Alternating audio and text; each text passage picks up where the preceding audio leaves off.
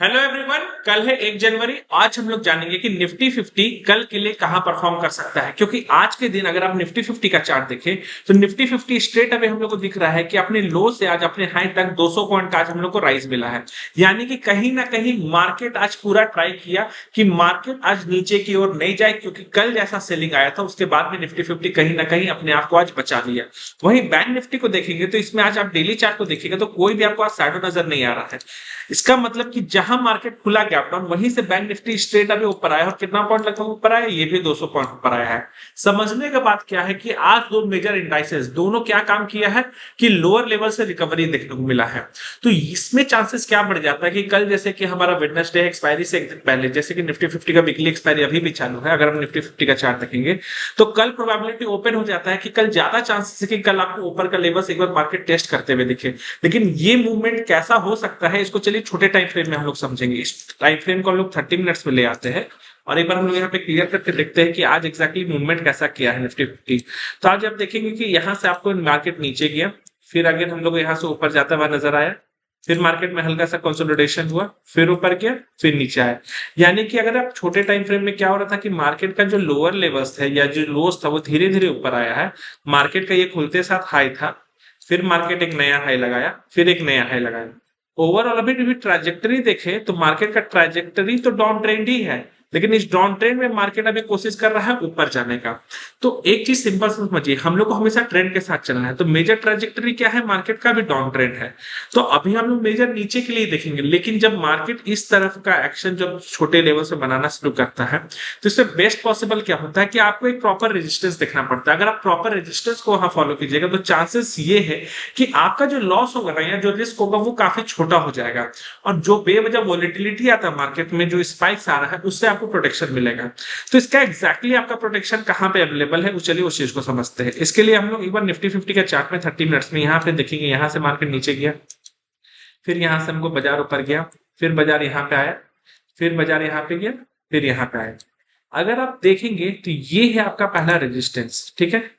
और दूसरा क्या है, यहीं पे आप देखेंगे ये भी लगभग वहीं पे आ रहा है ये लाइन, यानी कि ये है आपका सेकंड रेजिस्टेंस। अब इस दोनों के बीच में जो आप गैप देख रहे हैं ना, 23,700 से लेके 23,900, यानी कि इस बीच में 200 पॉइंट का गैप है। तो ये 200 पॉइंट का गैप आपका ओवरऑल एक बड़ा सेलिंग एरिया कि यहाँ पे आप सेल प्लान कर सकते हैं। लेकिन एग्जैक्टली कितना अच्छा होगा, सबसे बेहतर रेंज जो हमको यहाँ पे दिख रहा है कि अगर आप इस रेंज को यहाँ पे देखेंगे, 1 मिनट में इस लाइन को थोड़ा सा ऊपर ले आ रहा, ये लाइन अगर आप यहाँ पे देखेंगे तो ये 23,850 पे आ रहा है। ये जो लाइन है ये अगेन सेलिंग एरिया का काम कर सकता है, क्योंकि पास्ट में हम लोग देख चुके हैं कि प्रीवियस इंसिडेंट में जितना बार मार्केट यहाँ पे टेस्ट कर रहा है वहां पे बार बार सेलिंग इनिशिएट हुआ है। चार्ट को वापस से ध्यान से देखिए, हम लोग को कुछ भी एक्स्ट्रा ऑर्डिनरी प्लान नहीं करना है। अगर आप निफ्टी 50 में ज्यादा कंफ्यूजन हो रहा है तो आप इस एक्सपायरी के लिए नेक्स्ट एक्सपायरी के लिए आप अपना ट्रेड एग्जीक्यूट कर सकते हैं, या मंथली के लिए भी ले सकते हैं। क्योंकि बाजार अभी भी, आप डेली चार्ट में एक बार वापस मैं दिखा दे रहा हूँ, डेली चार्ट में अभी भी देखें तो बाजार में ऐसा कुछ स्ट्रेंथ नहीं है, बस एक सिंगल ग्रीन कैंडल बना है। तो इससे आपको ये तुरंत नहीं मान लेना है कि यहीं से मार्केट रिवर्सल ले रहा है। जब तक मार्केट फिलहाल इसके ऊपर नहीं चल जाए तब तक तो कोई सीन नहीं बन रहा कि 24,100 200 के ऊपर जब तक नहीं जाएगा तब तक आपको कोई बुलिशनेस नहीं करना है। छोटे टाइम फ्रेम के लिए अगर कोई ट्रेड लेना है तो सेल ऑन रेजिस्टेंस करना है, सेल ऑन राइज अप्रोच हम लोग को अपनाना है। और सबसे बेस्ट लेवल जो निकल के आ रहा है वो 23,850 का लेवल निकल के आ रहा है। ये लेवल हम अच्छा इसलिए बोल रहे हैं क्योंकि इसमें होगा कुछ नहीं, आपका छोटा सा यहाँ पे एसएल होगा, और जो रिवॉर्ड होगा आप एटलीस्ट यहाँ पे मार्केट को थर्सडे एक्सपायरी के दिन या फ्राइडे मार्केट यहाँ पे आते हुए देख सकते हैं। एनी केस आपका रिवॉर्ड काफी बड़ा बन रहा है, रिस्क रिवॉर्ड रेशियो काफी फेवरेबल है। अगर मान लीजिए मार्केट गैप डाउन खुलता है तो उस सिचुएशन में क्या करेंगे। अगर मार्केट गैप डाउन खुलता है तो हम लोग को ये लेवल को यहाँ पे जो अभी हम लोग यहाँ बनाए सेगमेंट्स, इसको देखना पड़ेगा कि मार्केट यहाँ पे क्या मार्केट सबसे पहले इसी लेवल से सपोर्ट ले रहा है कि नहीं ले रहा है। 23,570 का जो लेवल है, ये लेवल के बीच और ये लेवल है, तो हम लोग के लिए बाइंग एरिया क्या होगा, पहला एंट्री पॉइंट आपका यहाँ होगा जो कि 23,570 के आसपास है। 23,570 आपका पहला एंट्री लेवल होगा। अगर आपको थोड़ा सेफ साइड रखना है, रिस्क कम रखना है, तो आपके लिए बेटर होगा कि 23,500 के राउंड फिगर के नजदीक जितना आप ट्रेड लीजिएगा उसमें आपका क्या होगा, यहाँ पे एसएल छोटा बनेगा और आपका रिवॉर्ड क्या होगा, हो सकता है मार्केट आए, हो सकता है market gap down play rate बनाए फिर मार्केट ऊपर के लिए निकल जाए। तो नीचे का लेवल हो गया 23,500 और ऊपर का लेवल हो गया 23,850। बीच में कोई भी कहीं भी अगर आप स्विंग ट्रेड ले रहे हैं तो वो आपके लिए गलती हो सकता है। मेजर एक चीज समझ लेना है, अगर बाजार यही higher high higher low continue कर रहा है, आप इसी ट्रेंड के साथ लीजिए, छोटे टाइम फ्रेम में लीजिए, 1 घंटा 1.5 घंटा के भविष्य लीजिए, और जब आपको मिले कि 20 पॉइंट 30 पॉइंट 40 पॉइंट आसपास ट्रेड मिल गया, तो वहां से आप ट्रेड से निकल सकते हैं। क्योंकि कल मार्केट में हो सकता है कि एक्सपायरी रिलेटेड से एक दिन पहले आपको वॉलिटिलिटी भी देखने को मिल जाए। चलिए बैंक निफ्टी का चार्ट देख लेते हैं, और बैंक निफ्टी का चार्ट यहाँ पे क्या कह रहा है वो भी हम लोग समझ जाते हैं। अगर हम बैंक निफ्टी का चार्ट को यहाँ पे ध्यान से देखें तो डेली चार्ट पे बैंक निफ्टी में भी जो हम लोग यहाँ पे 3000 पॉइंट का जो स्ट्रेट अप यहाँ पे सेलिंग देखने को मिला था अपने हाई से, जो मार्केट नीचे आया है, उसके बाद मार्केट कहीं ना कहीं इसी रेड कैंडल पे कहीं क्या हो गया, ट्रैप हो गया। मार्केट क्या कर रहा है, इसी लो के पास आ रहा है तो ऊपर जा रहा है, और इस यहाँ पे जो आप शैडो देख रहे हैं मल्टीपल टाइम टेस्ट करके मार्केट क्या ले रहा है, एज ए रेजिस्टेंस फेस कर रहा है।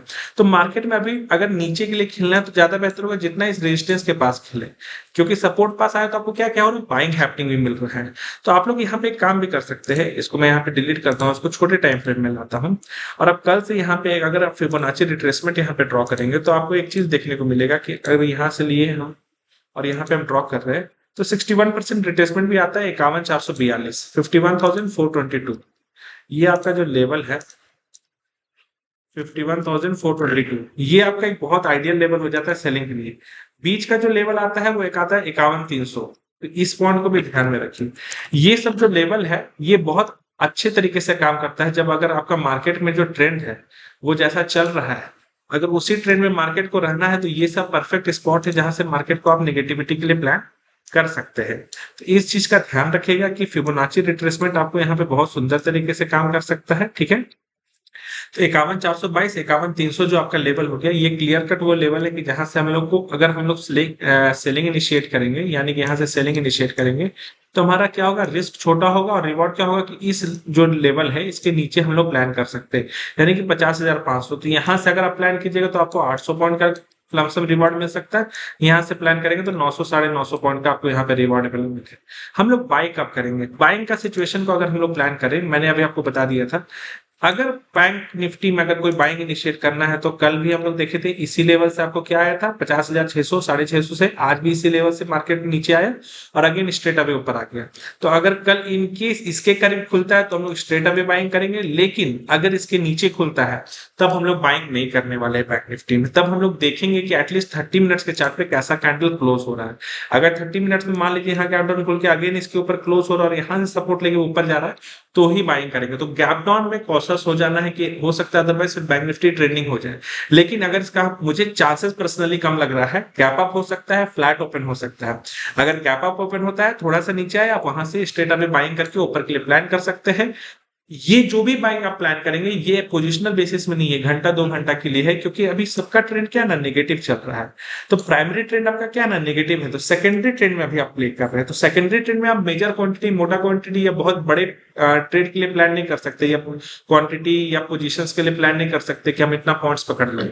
तो उस चीज को ध्यान में जरूर रखिएगा। और ज्यादा आपको सेफ खेलना है तो जब मार्केट ऊपर रिट्रेसमेंट के लिए जा रहा है तो यहाँ पे आप सेल कीजिए रेजिस्टेंस के करीब, ताकि आपका एसएल छोटा रहे। तो अपने अकॉर्डिंगली जैसे आप लोग ट्रेड करते हैं या जो भी आपका रिस्क कैपेसिटी है उसी अकॉर्डिंगली आप लोग ट्रेड प्लान कीजिए। और आज का सेटअप जो भी मैंने आपके सामने डिस्कस किया है, कल हो सकता है कि मार्केट में ये मेरा व्यू था जो मैंने अभी आपको बताया है, और आप लोग अपना ट्रेड अकॉर्डिंगली अपने रिस्क रिवॉर्ड रेशियो के हिसाब से एग्जीक्यूट कीजिएगा। आज का वीडियो में इतना ही, थैंक यू।